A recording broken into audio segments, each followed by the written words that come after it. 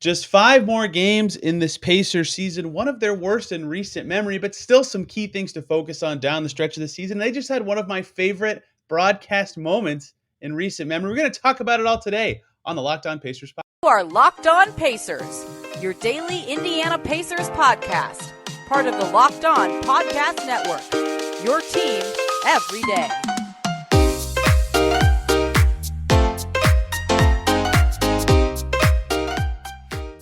Happy Friday, everybody, and welcome in to another edition of the Locked On Pacers podcast, where we, of course, talk about the Indiana Pacers as always.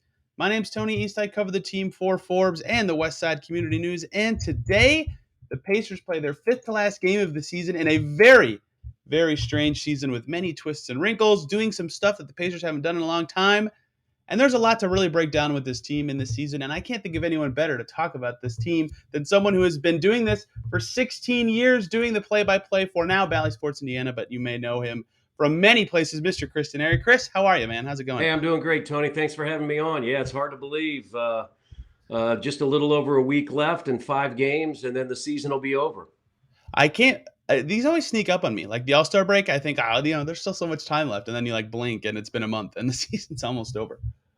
Yeah, it's definitely been a different year when you think about the wins and losses, and just you and I were talking before we went on the air. From a TV perspective, we've not traveled in 2 years. The last time we were on the road was March of 2020, when the season then went on hiatus. When it resumed in the bubble, we did 15 games in the bubble, the playoff games, the 8 regular season games. I think we did 3 of the scrimmages.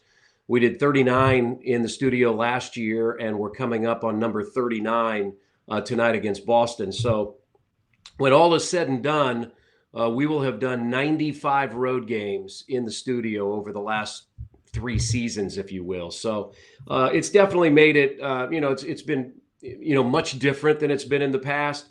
This year's been a lot better just because you've been able to be around the team. We're back courtside for home games. You can go to practice, all those kinds of things. So that's made it a lot easier than it was a year ago. So this is your 16th season with this franchise. Ironically, now your first and most recent season, Rick Carlisle was the head coach. Yeah. But now they officially lost game 51 earlier this week, which means this is also the worst season since you started doing this. And from my seat, and I'm sure yours as well, probably the most unique season the Pacers have had, and at least for me, in a long time. What to you has made this season so different and unique compared to the Pacers that everybody knows around the city? Well, definitely the record. There's no question about that. I mean, the first 4 years that I took over the telecast on then Fox Sports Indiana, and you're right, my first year was Rick's first year. The Pacers did not make the playoffs 4 straight years, in the 30-win period. And then you had Jim O'Brien get fired, and Frank Vogel took over and promised that the Pacers would make the playoffs. And I think everybody was skeptical, and Indiana got in as the 8th seed. And I think that really set the table back in 2011 for that run through 2014. And then even though the team hasn't advanced out of the first round, in 5 straight years prior to last year, they were still winning, mid 40s to late 40s and finishing anywhere from, 4th to 7th in the Eastern Conference. Last year, play in. This year, out of the playoffs, significantly out of the playoffs at really an early date, has made for, a big difference. And then, the Pacers decided that at the trade deadline, they needed to make some changes and made, I think, 3 significant trades. We all know the trade with Sacramento that netted Halliburton and Hield and Tristan Thompson for a package that was centered around Domantas Sabonis. They trade Karis LeVert for Ricky Rubio's expiring contract and a first-round draft pick. And then Torrey Craig goes back to Phoenix, where he played last year, for a young Jalen Smith.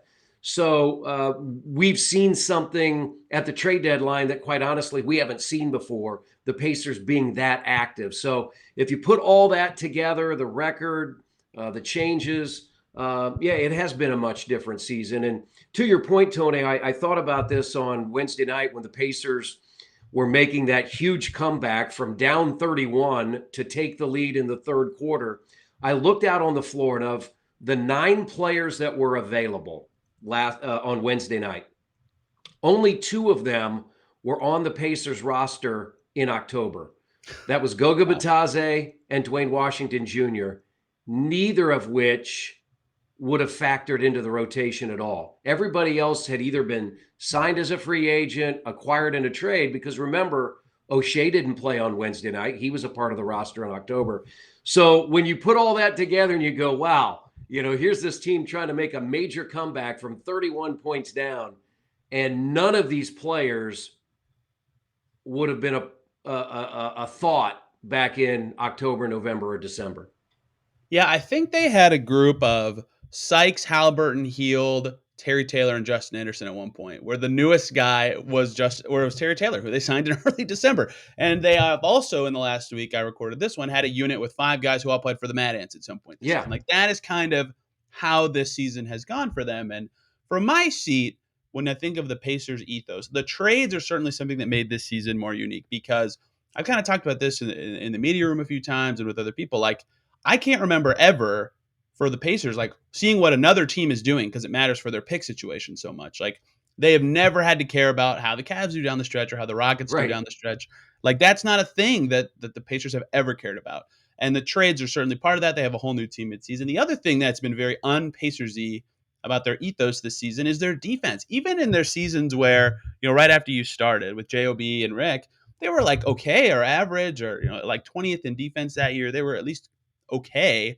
This year, it's so bizarre because they had a similar-ish team last year. They have just completely fallen off the cliff on that end of the floor, and I get it. They've had so many guys out of the lineup, especially some good defenders out of the lineup, and it's a new coaching staff again, so they're learning all new stuff. Like, there are reasons why it's happening, but it's very un-Pacers-like to be this bad on defense, especially, as Kevin Pritchard said before the season, they want to get back to that hard hat lunch pail style, and that's all made it not, maybe it's bad if it carries into next season, but just such a unique year for this franchise.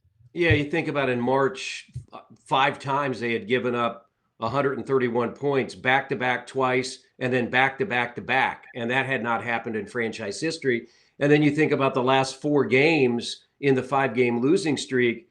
Each of the last 4 opponents has scored 40 points in the first quarter. And the irony is that the last 3 opponents all went 17 of 25 from the field in the first quarter and shot 68%. Exactly the same?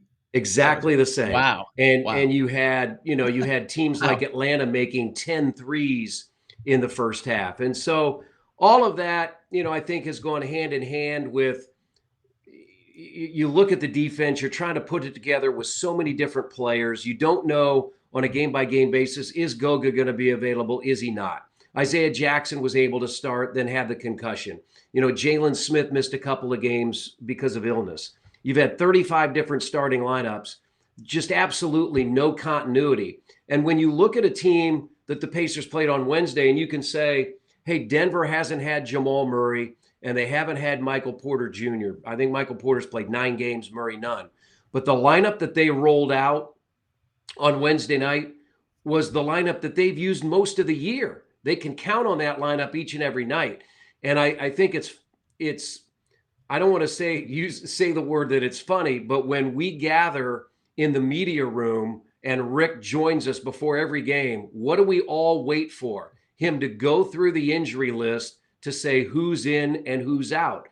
And you have to understand that, for the coaching staff, that's got to be difficult, because you might have a way that you want to play against a certain team with certain personnel on the floor, and then all of a sudden, an hour before the game, you learn that somebody can't play.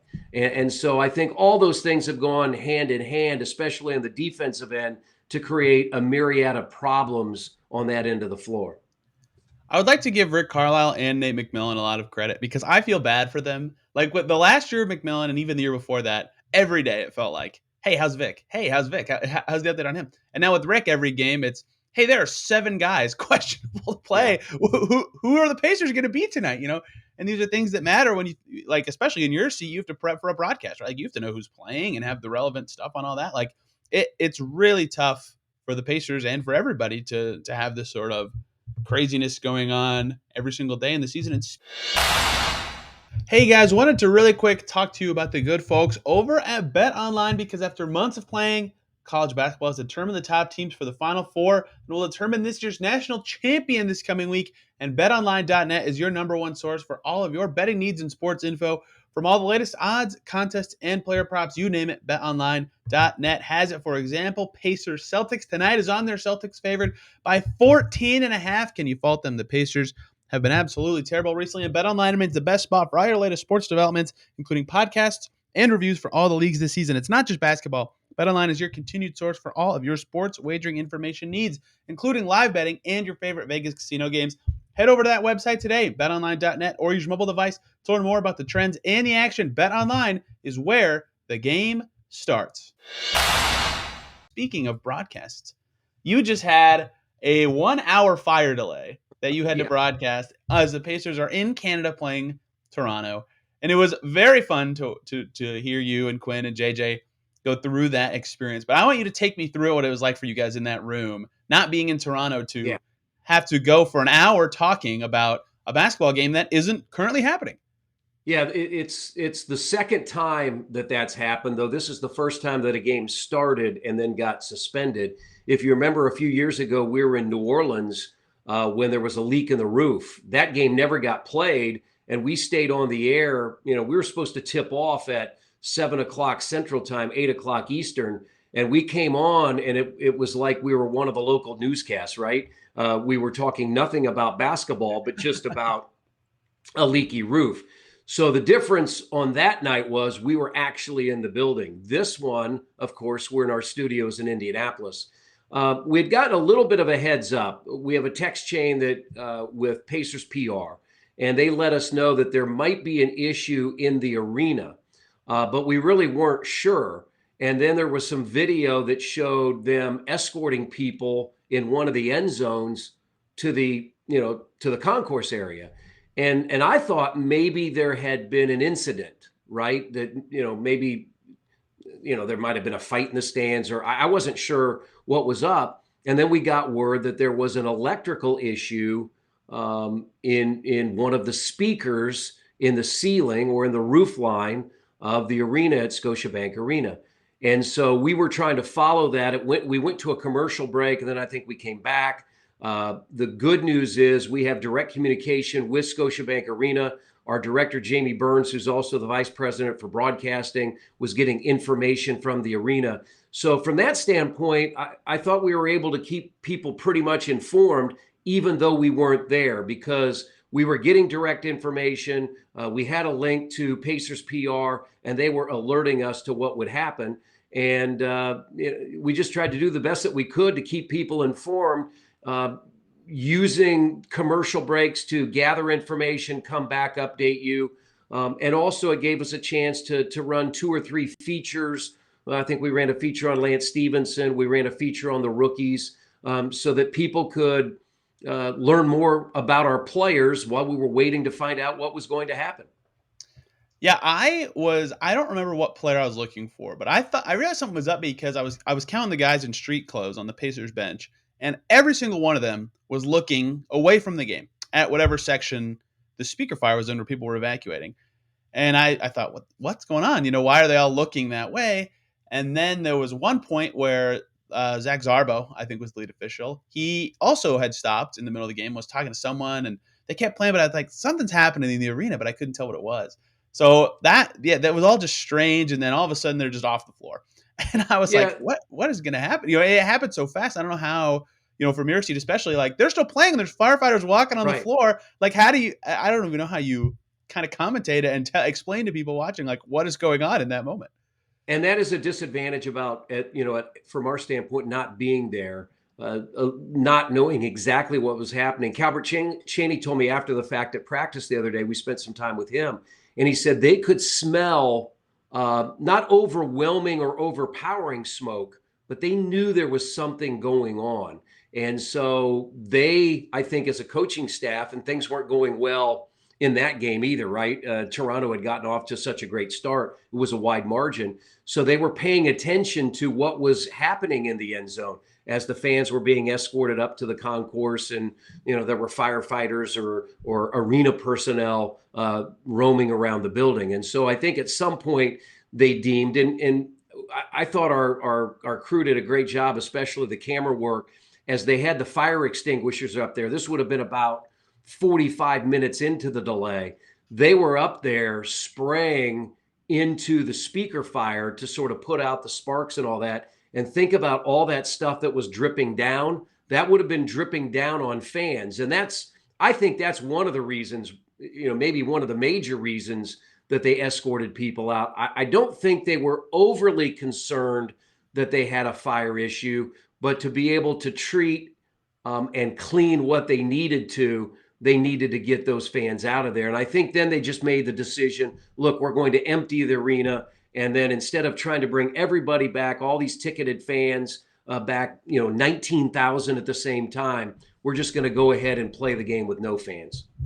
Did you guys consider any like fire puns or like live action broadcasting of exactly what's happening with them extinguishing it? 'Cause they did show him like hanging from a cable. Yeah. That stressed me out to watch, but I was like, how did you guys strategize?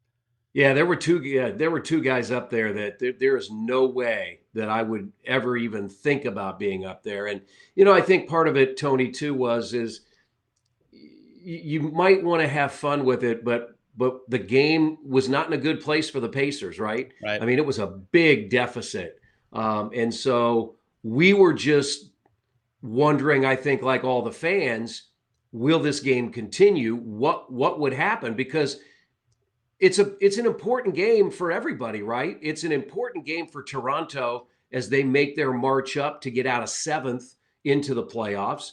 And it's an important game for the Pacers as well that has to be played because you want to play 82 games. And I went through that a number of years ago, and we did not have to make up the game.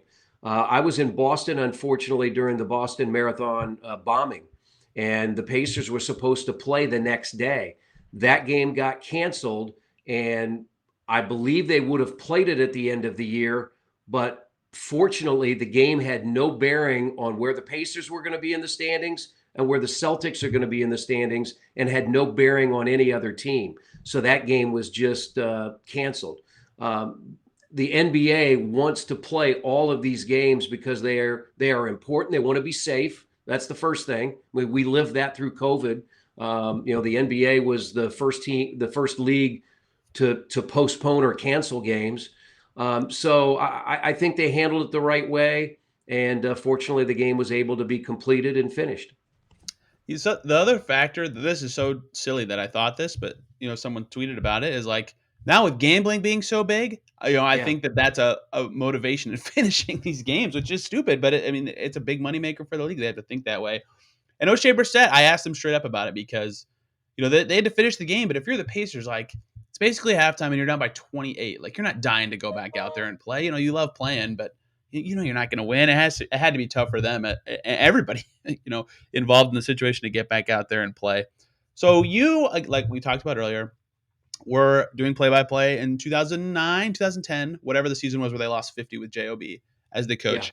Do you see any similarities between this season and that, or is this year mostly because they're clearly thinking more future-focused, whereas that year it was just they weren't as good of a team? Yeah, I think that's the case, and I think, I'd have to go back and really study that year. I don't think you had the injuries. Clearly, you didn't have the injuries that you have now, and how that factors in. I mean, you look over at the bench, and T.J. Warren is back in North Carolina, has played 4 games in 2 years. I think we would all say that 2 years ago, heading to the bubble and in the bubble, he was the best player on the Pacers, right? And Indiana's not had him for the last 2 years. Miles Turner has led the NBA in block shots twice. He's going to miss 40-plus games this year. So I do think it's a lot different. But I do think there is a core of young players, especially when they made the trade to get Tyrese Halliburton, that how they want to build this franchise and how they want to, I don't know if I'll use the word change direction, but it is a new direction. It is a different direction. And so I think that's far different than what happened in 2009, 2010. But if you remember what it led to the Pacers drafting number 10 and getting Paul George. And then the next year, they made the playoffs as the 8 seed, right, in 2011. And that set the table for a playoff win in 2012, Eastern Conference Finals in 2013 and 14. So if you look at this year, Pacers are in a similar place, but should have a much higher draft pick. And I think what we've seen around the league, Tony, is that you can make a move fairly fast from a 20 or 30 win team. If you look at Memphis, if you look at Cleveland, you look at a number of teams around the league with some shrewd drafting, some free agency, and how you build your team, you can make that move pretty quickly. And you can also do what the Knicks and even the Hawks have done. Last year, the Knicks were the number 4 seed. They're not going to make the play-in. The Hawks were the number 5 seed. They're hanging on for the number 10, probably won't make the playoffs. So it can go both ways. And I think as Pacers fans, that's how you have to look at it, and look forward to the summer. Look forward to lottery night in May, the draft in June, free agency in July for next season.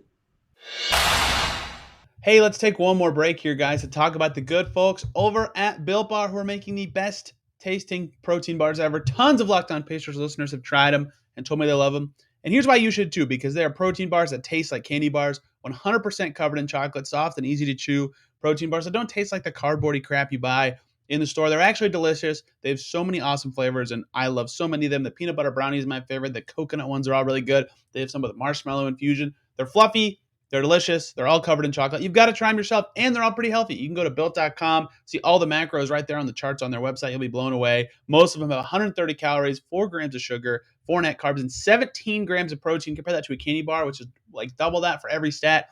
You've got to try Built Bar. Go to Built.com. Use the promo code LOCK15 when you check out. You'll get 15% off your order of Built Bars. Go try them today at Built.com. Promo code LOCK15.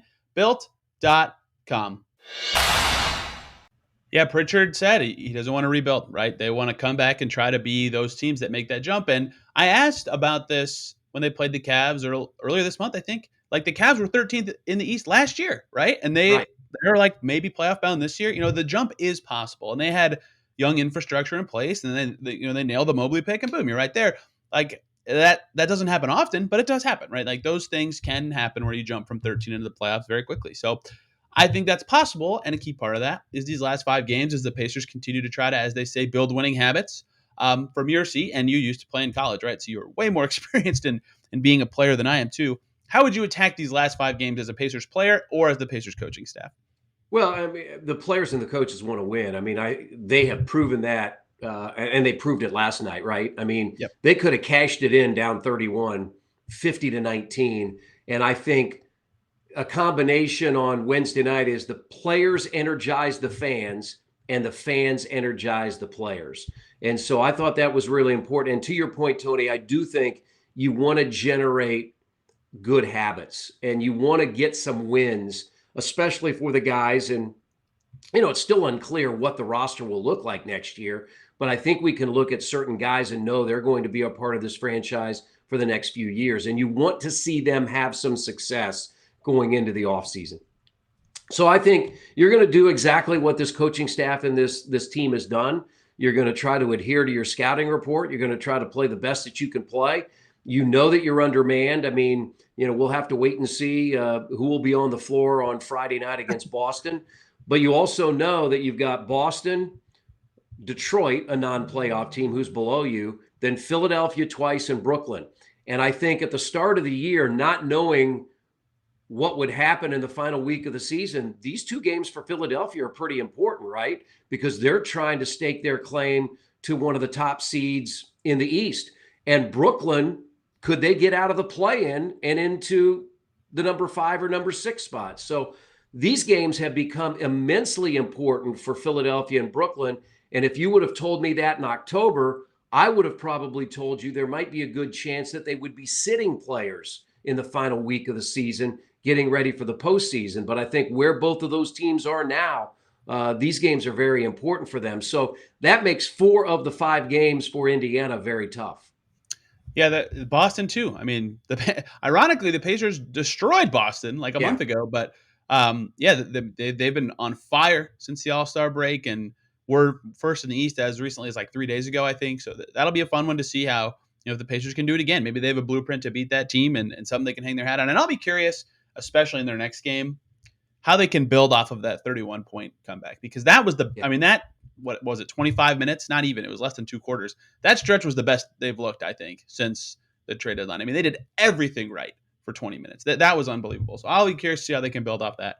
And for me, these last 5 games, as many of their games have been, is all about kind of experimenting. Like recently, Rick's gone to Kiefer Sykes in 3-guard lineups more. And that worked really well against Trae Young, and that worked really well against the Nuggets. Like, what kind of little tweaks like that can they find that can tell them maybe about a pairing that works really well, or maybe about a player in a certain setting that works really well that will allow them to grow this year? That would be kind of my focuses as the Pacers, beyond playing well and growing as a team these last 5 games.